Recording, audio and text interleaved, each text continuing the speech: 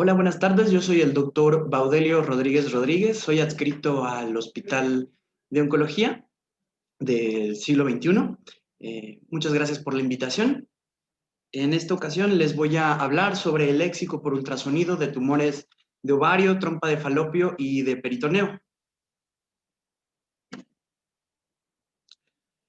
En el 2014, el Comité de Oncología Ginecológica de la FIGO incorporó el cáncer de ovario, trompa de falopio y peritoneo en el mismo sistema.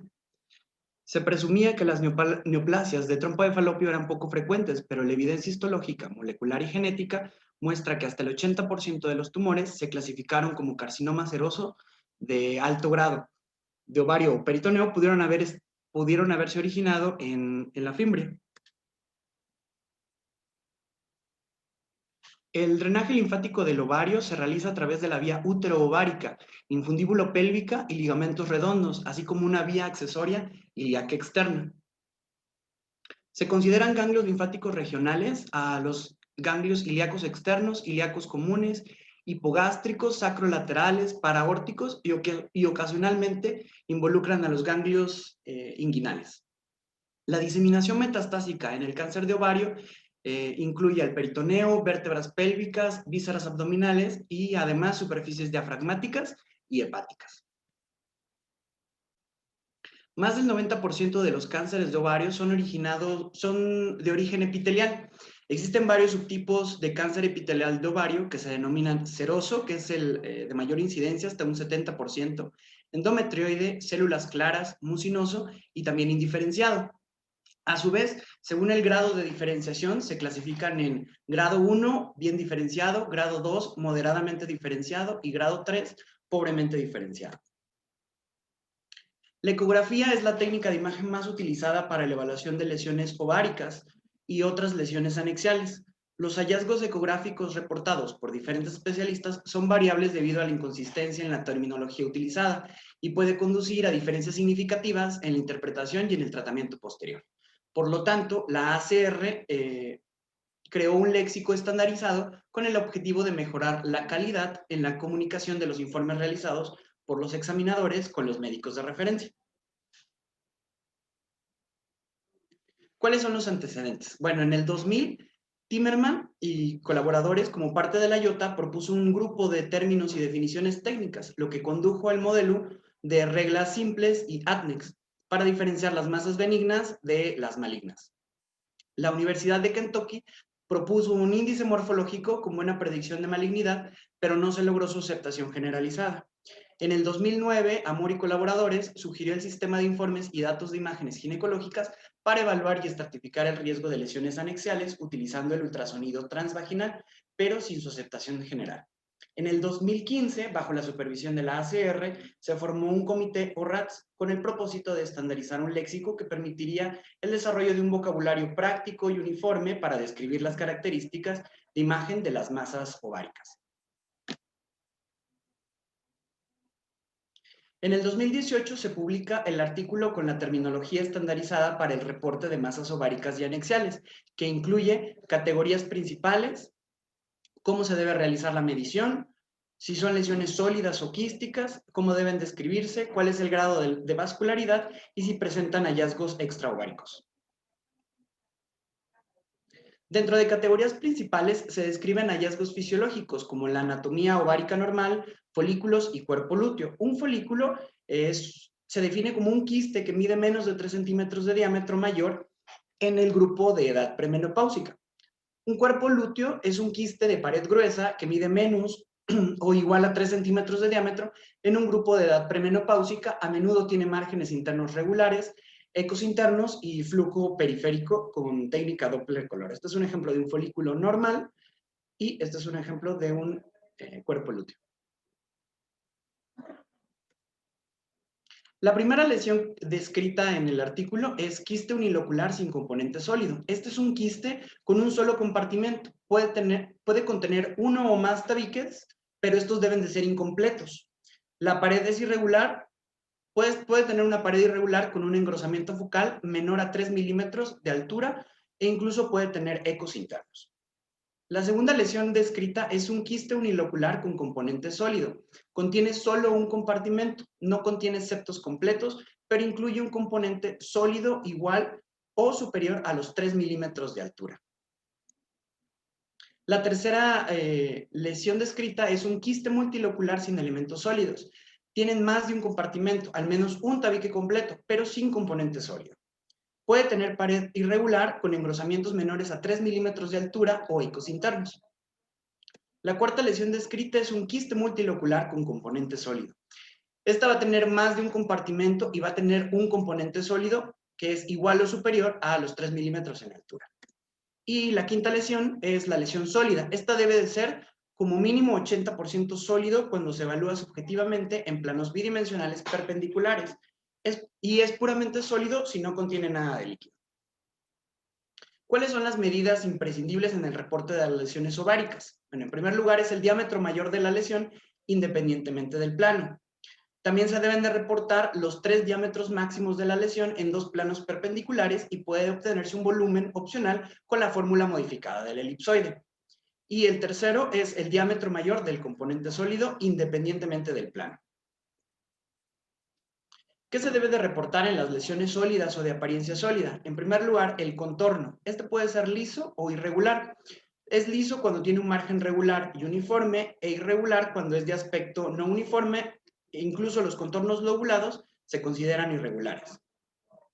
También se tiene que reportar el contenido. Esta se describe como la ecogenicidad, la cual se compara con el ovario normal cuando no se identifica estroma ovárico. Se recomienda usar al miómetro uterino como referencia estándar y estos pueden ser hipo, iso o hiperecogénico.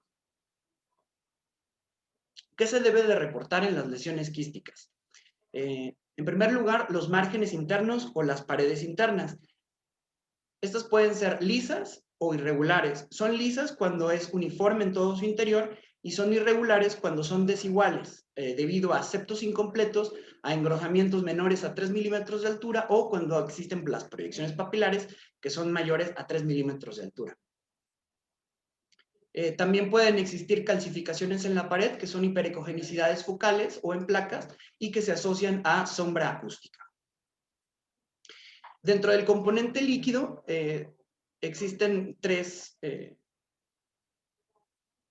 aspectos. El primero puede ser anecoico, cuando no hay ecos internos. Puede ser hipoecoico o puede ser hiperecogénico. Estos son 3 ejemplos. El primero es un quiste dermoide, que el contenido es hiperecogénico. El segundo es un quiste hemorrágico, que tiene un patrón en vidrio esmerilado. Y el tercero es un endometrioma, que tiene un patrón en red.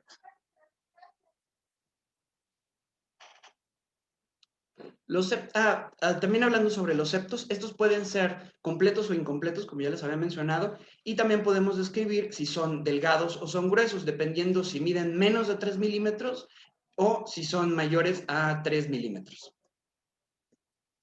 ¿Cómo se define el componente sólido dentro de las lesiones quísticas con componente sólido?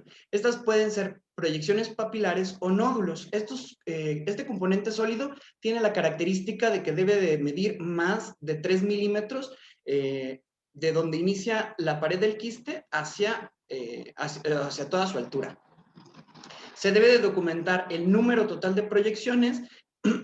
Además, si los contornos son lisos o si son irregulares o lobulados. ¿Cómo se debe describir la vascularidad con técnica Doppler color? Esta se debe de describir si el flujo Doppler color es circunferencial, como en un cuerpo lúteo, o si es interno dentro de un componente sólido o nódulo mural o septo. Y se debe asignar una puntuación. Con 1, sin flujo, 2, flujo mínimo, 3, flujo moderado y 4, flujo muy alto.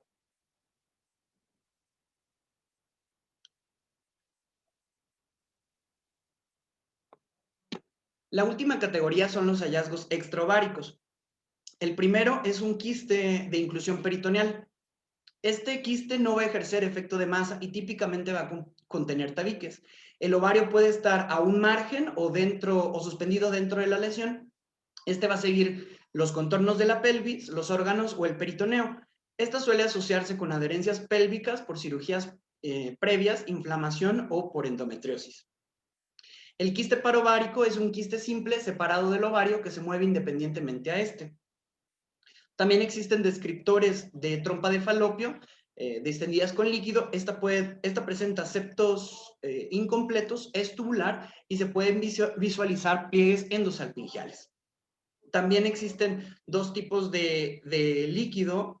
El primero sería en la bolsa de Douglas y el segundo sería ascitis, cuando ya va más allá de la bolsa de Douglas, es decir, por encima del útero.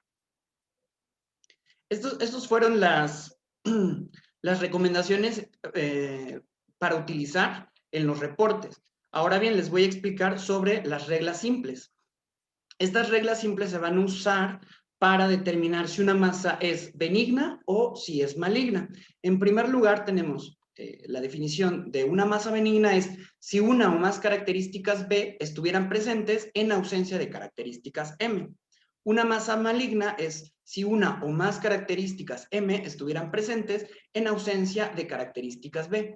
Y una masa indeterminada es si tanto características M o B están presentes o ninguna. Bueno, ¿y cuáles son estas características B y cuáles son estas características M? En primer lugar, tenemos a B1, que es un quiste unilocular.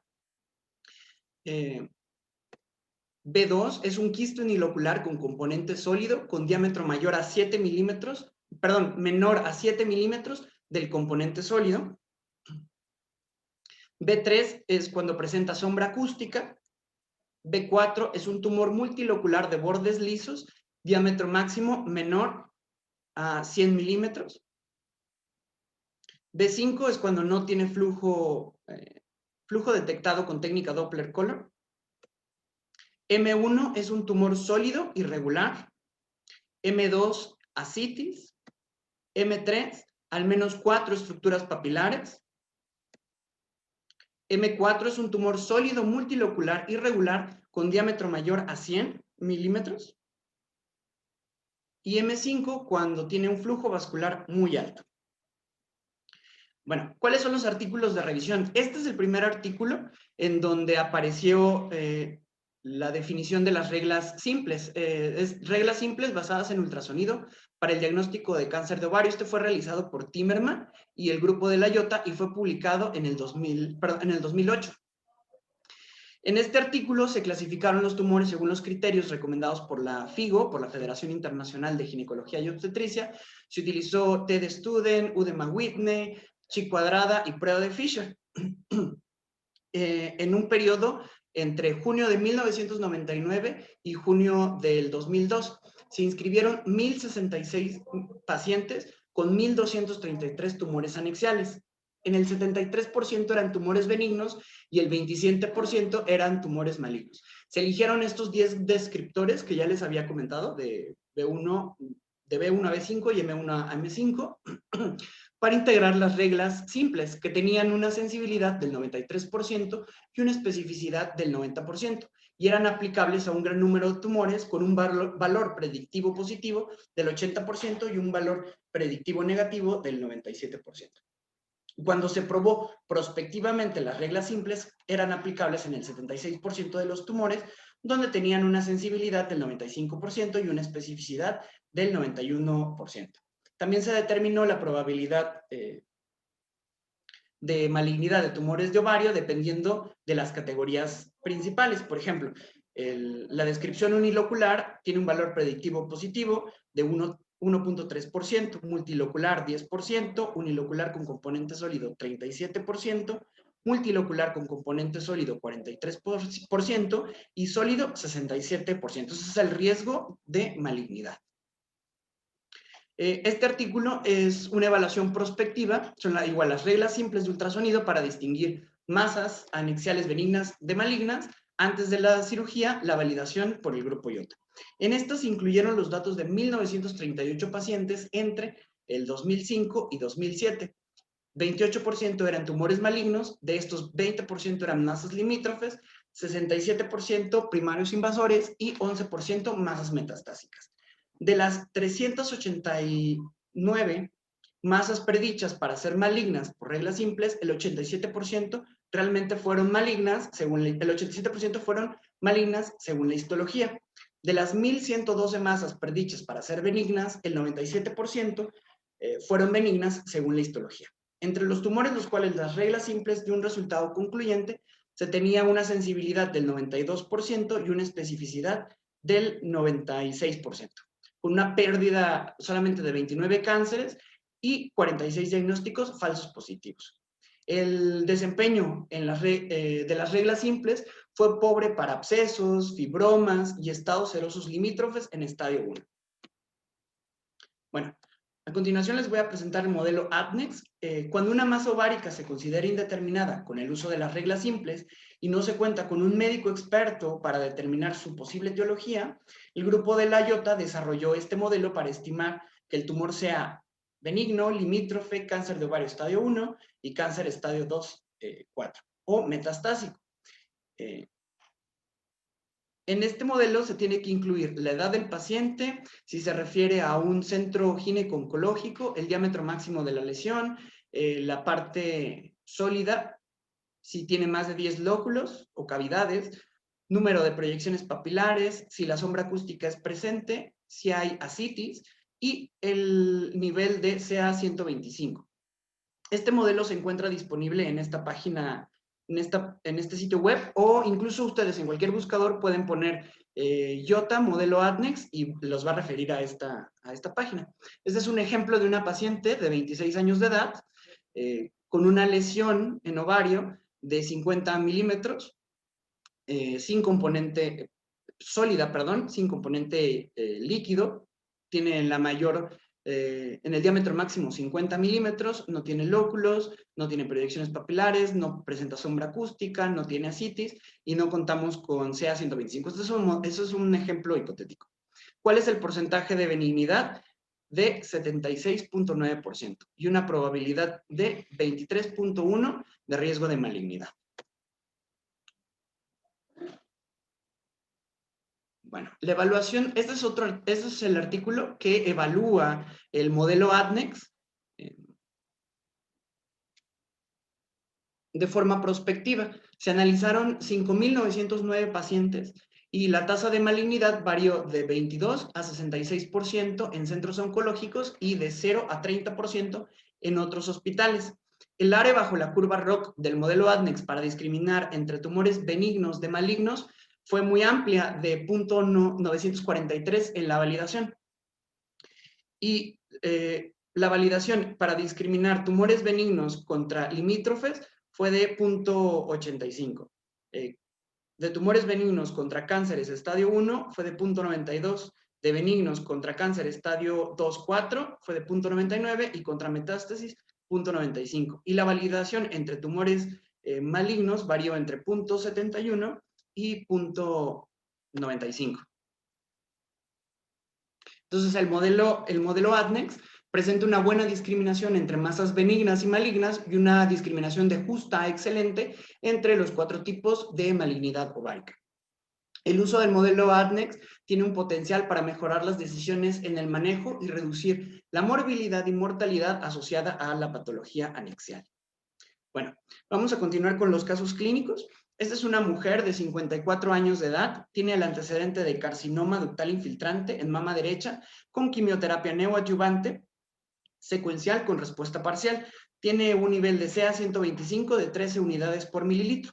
Se realizó el ultrasonido transvaginal de rutina en búsqueda de segundo primario o metástasis.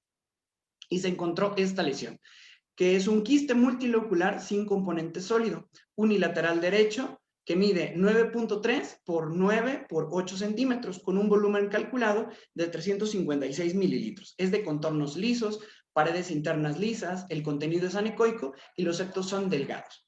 Y no presenta vascularidad. Usando las reglas simples, se puede determinar como B4 y B5. Se realizó histerectomía total abdominal más salpingo-oforectomía y omentectomía parcial. En el reporte histopatológico nos dijo que era un tumor dependiente de ovario derecho de 10 centímetros de diámetro, determinado como un cistoadenoma mucinoso asociado a tumor de Brenner, epiplón con inflamación leve y crónica e inespecífica. En este siguiente caso es una mujer de 57 años de edad con antecedente de histerectomía por miomatosis hace 10 años, con una masa abdominal palpable y un nivel de CA-125 de 40 unidades por mililitro. Y esta es la lesión. Es un quiste multilocular con componente sólido. Es unilateral izquierdo. Mide 11 por 1 por 10.3 por 8.5 centímetros, con un volumen calculado de 514 mililitros. Es de contornos irregulares, la pared interna es irregular y los septos son gruesos, mayores a 3 milímetros. La porción sólida es una proyección papilar de bordes lobulados, de contenido ecogénico con diámetro máximo de 18 milímetros y no tiene vascularidad. Con las reglas simples se clasifica como indeterminado porque no se puede ajustar a ninguna de las variables que ya les comenté. Para este paciente utilizamos el modelo ADNEX, en donde nos menciona que existe un 23.8% de probabilidad de que este tumor sea benigno y un 76.2% de probabilidad que sea maligno. Dentro de los malignos, el indeterminado es el mayor con 47.2% e incluso tiene el mayor riesgo relativo de 7.5%.